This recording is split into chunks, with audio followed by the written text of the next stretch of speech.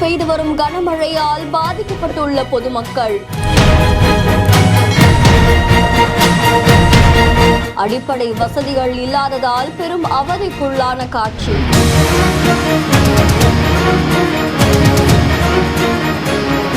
காலை உணவு வழங்கி பசியாற்றிய மேயர். அந்த ஆகாயம் போராத பறவை ஒன்று.